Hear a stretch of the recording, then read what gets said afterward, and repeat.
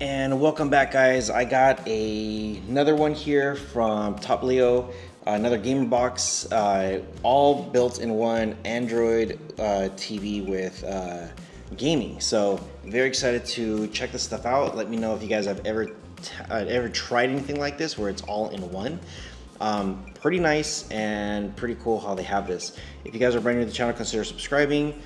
And if you are a returning subscriber, welcome back. Try to get you guys here all the latest and greatest stuff. So pretty cool. All right, this is the GamerBox controller gamepad, Android with games. So it's got tons of games on here.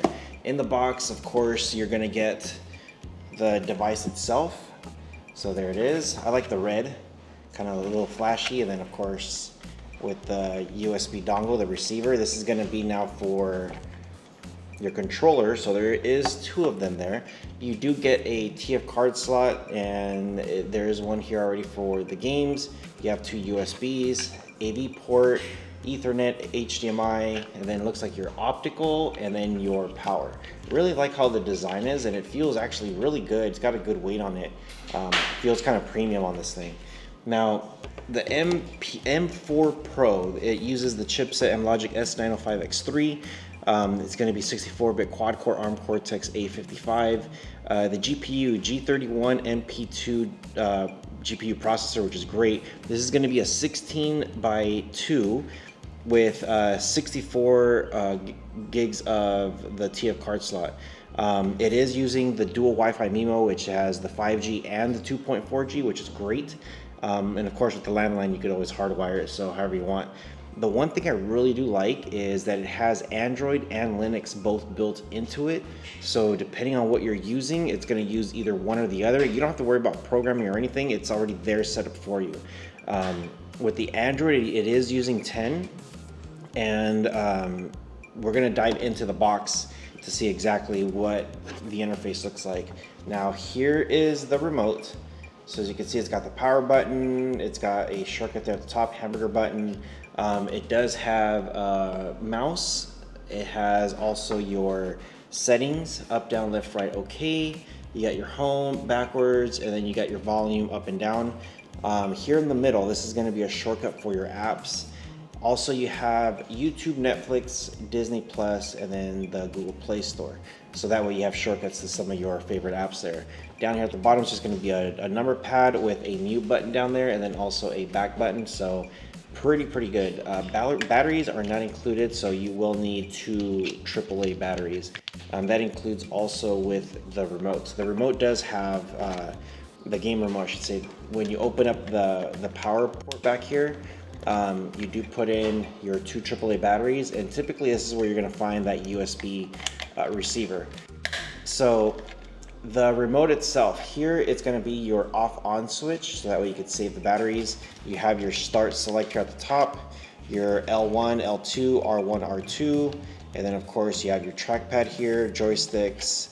You push down for L3 and R3, and then of course your triangle, square, circle, X. So pretty nice. I've always liked this remote. And then here in the middle, you see the trackpad here, but this one is not responsive. It's not like what the PS5 remotes are. But there you go. Very good. Feels comfortable in the hands. It's actually like, for me personally, this is one of my favorite remotes that I've always liked to use. So let's go ahead and plug this thing in and see exactly what it looks like. Okay, so when you first turn it on, it's gonna come up to the games here. So first thing you want to do is you want to grab a remote. If you want to grab your game controller remote and hit start select. You're gonna open up this menu here on the left side. So you got your IO test, custom button, system configuration, game settings, language. You could scan the ROMs and then reboot to Android, save settings, or factory settings. So what we're gonna do is reboot to Android. So let's do this. Now when you do plug it in, you're gonna get a launcher here, so just give it a second for this thing to go through. Okay, so here we go. Pretty simple how this thing looks like. It's nothing crazy. You do have on the far left, you have that game option to launch the games. You have your YouTube, the Google Play Store, apps, settings, documents. This is your Chrome, that way you could search on the web, and then Netflix. When it comes to your apps, the stuff that you have set up here, it's going to be your Air Screen, Android TV Remote, App Drawer, Chrome, Cleanup, Games, Gallery, Droid Settings, Disney Plus, and you have a couple other options here to use. So pretty good. And I gotta say, it's very responsive. The remote works pretty decent right here. So let's come to settings, and that way you guys can see exactly what you have here. So you do have apps, device preference, Droid settings. If you come to device preference and then about, people always want to know about developer options. So just hit build and just hit this a bunch of times, and then you should be able to unlock developer options. And it's going to be down here at the bottom, developer options. So if you don't know what this is, leave it alone. If you do know what it is, then perfect. So pretty good. Let's go ahead and do a quick YouTube test to see how the video runs. Now here you go, check it out. It looks really good. It actually loaded almost instantly. As soon as I clicked it, it was like loaded very fast. So I'm gonna hit the OK button, and I'm gonna come here to settings. As you guys know, I like to check out the quality on here. So it's already pulling up. It says 4K is gonna be the max, so it's pulling that up already. But you can see the quality on this thing is great.